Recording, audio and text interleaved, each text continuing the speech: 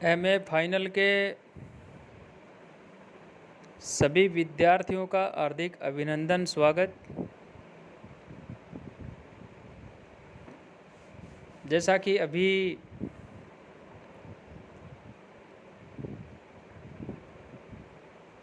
महाविद्यालय की जो कक्षाएं हैं वो ऑनलाइन ही सुचारू रूप से संचालित हो रही हैं।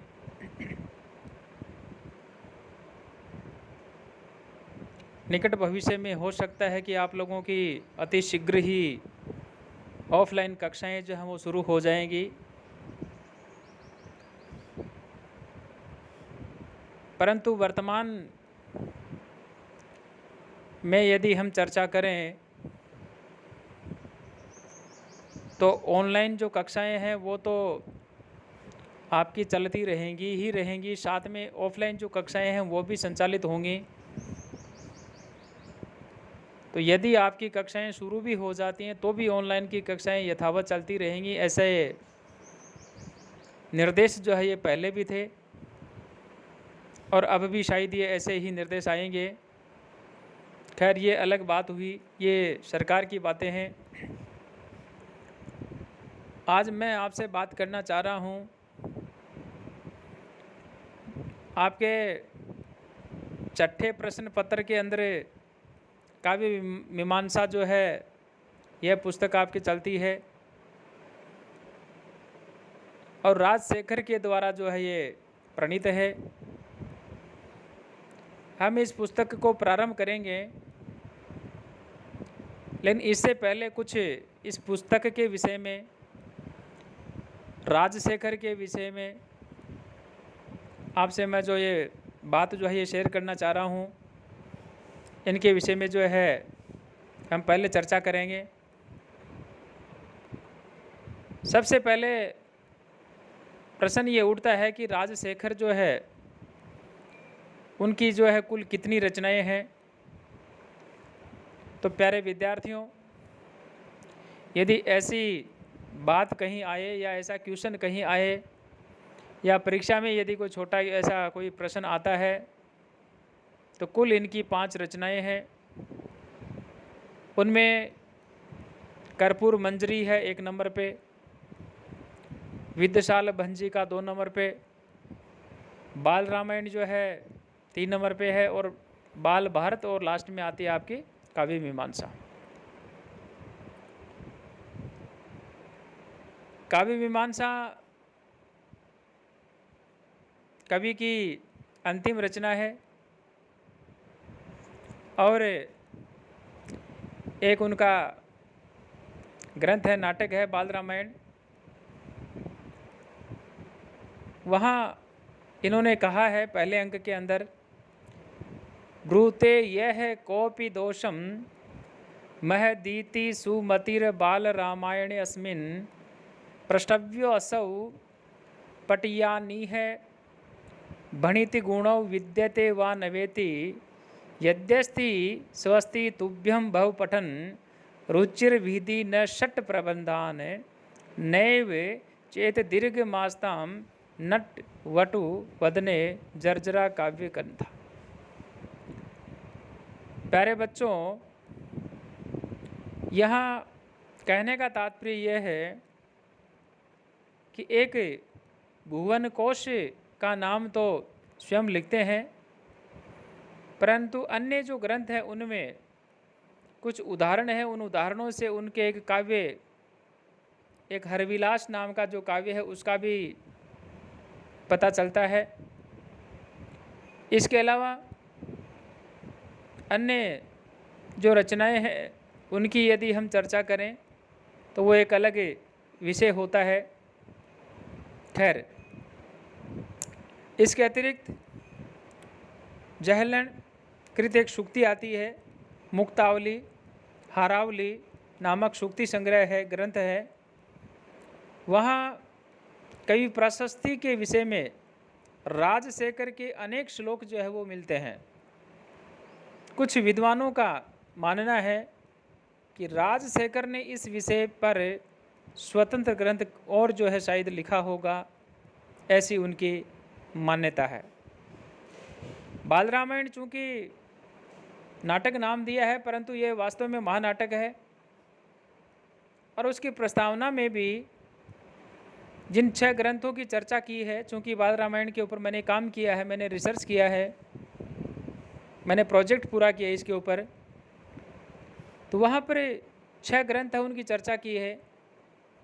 और वे बाल रामायण को लेकर 6 हैं। बाल भारत या प्रचंड पांडव नामक बाल रामायण के बाद की रचना है। इस प्रकार से बाल भारत की रचना महेंद्रपाल के पुत्र महिपाल के समय में हुई। प्यारे बच्चों, बाल रामायण की जो रचना है वो महेंद्रपाल के समय हो चुकी थी। ये दूसरी बात है कि बाल भारत के 2 ही अंक जो है वो उपलब्ध हैं। इसमें यह भी संभव है कि वे अपने अंतिम समय तक इसे पूरा न कर सके हों। इन सब नाटकों के पश्चात उनकी अंतिम रचना काव्य मीमांसा है। चूँकि बाल भारत का नांदी जो श्लोक आता है वहाँ उदाहरण के रूप में उद्धृत है, और काव्य मीमांसा में 18 प्रकरण है। ये एक आपको परीक्षा की दृष्टि से जो है ये क्वेश्चन तैयार करना है कि काव्य मीमांसा में जो है कुल कितने प्रकरण हैं, यानी 18 प्रकरण हैं, जिनमें एक कवि रहस्य नाम प्रथम अधिकरण उपलब्ध हुआ है। इस प्रकार बाल रामायण की रचना काल तक लिखे गए उनके 6 प्रबंधों को भली प्रकार से जो है पता नहीं चलता है। अभी 5 ही उनके जो ग्रंथ है वो उपलब्ध होते हैं। राजशेखर ने हरविलास नामक एक महाकाव्य भी लिखा, ऐसा ऐतिहासिक जो विद्वान है उनकी मान्यता है। इसके विषय में उक्ति ये ऐसी मान्यता है कि राजशेखर ने कवियों के स्तर की जो विवेचना करते हुए उन्होंने लिखा कि किसी एक भाषा में महान प्रबंध का निर्माता हो उसे महाकवि कहते हैं। जो भिन्न भिन्न भाषाओं और भिन्न भिन्न रसों में स्वतंत्रता पूर्वक रचना कर सकता हो वह कविराज है। ऐसे कविराज संसार में जो है कुछ ऐसे जो है इन्हें गिने चुने या बहुत ही कम संख्या के अंदर जो है वो प्राप्त होते हैं। इस प्रकार से ये बहुत ही प्रवीण महाकवि हैं। और राजशेखर की यदि हम चर्चा करें तो इस प्रकार से कविराज का जो स्तर है महाकवि से भी जो है कहीं उच्च प्राप्त होता है, क्योंकि कर्पूर मंजरी षटक है, विदुषाल भंजी का जो है एक नाटिका है, बाल रामायण ये एक महानाटक है, बाल भारत या प्रचंड पांडव ये भी नाटक हैं, और काव्य मीमांसा जो है ये अलग तरह का ग्रंथ है।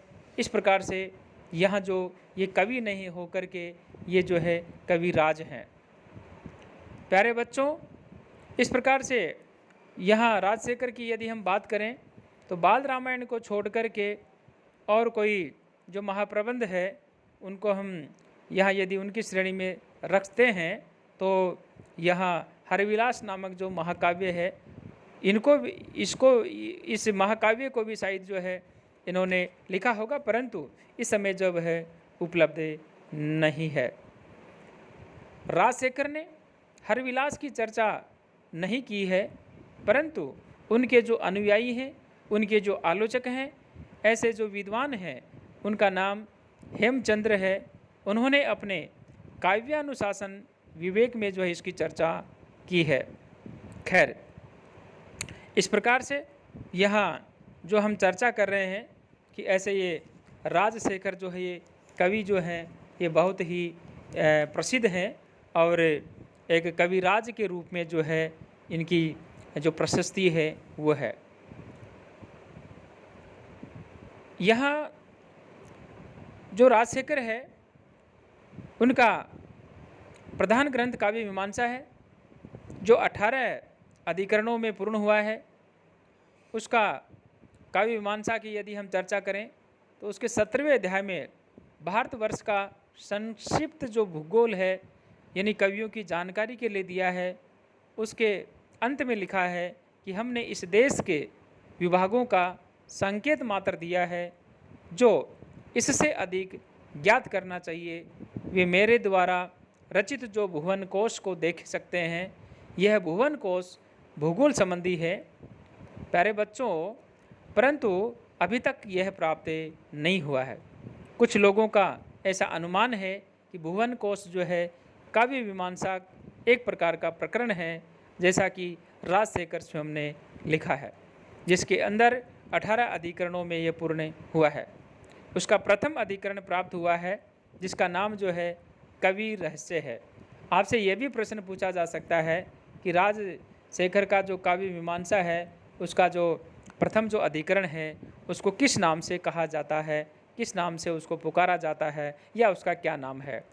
तो प्यारे बच्चों, आपको ये नाम जो है याद रखना है, यानी प्रथम अधिकरण का नाम जो है कवि रहस्य है। इसमें कुल प्रकरण जो है वो 18 है और यह काव्य मीमांसा नामक महानिबंध का 18वां भाग है। इसके शेष 17 भागों का जो है कोई पता जो है वो नहीं है अभी तक। यह अधिकरण इतना महत्वशाली एवं अभिनव विचारों से परिपूर्ण है जिससे कि उसे अपने विषय का अद्वितीय ग्रंथ कहा जा सकता है। यदि यह संपूर्ण रूप से उपलब्ध होता तो इसे निसंदेह साहित्य संसार का अमूल्य रत्न जो है वो कहा जा सकता था।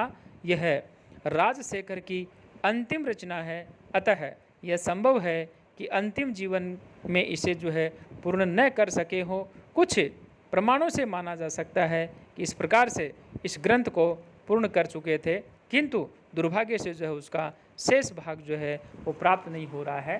तो प्यारे बच्चों, इस प्रकार से आप इस ये जो हमारा काव्य मीमांसा है, इनके जो कवि हैं जो राजशेखर हैं, इनके विषय में आप थोड़ा सुने और जब भी आपको समय मिले समय के हिसाब से आप इनको सुनते रहें। और अब आगे जो है राजशेखर की जो काव्य मीमांसा है उसके विषय में जो है मैं आपसे चर्चा करूंगा और उसका जो पहला अध्याय है इसके विषय में मैं आपसे चर्चा करूंगा। सभी विद्यार्थियों का आभार।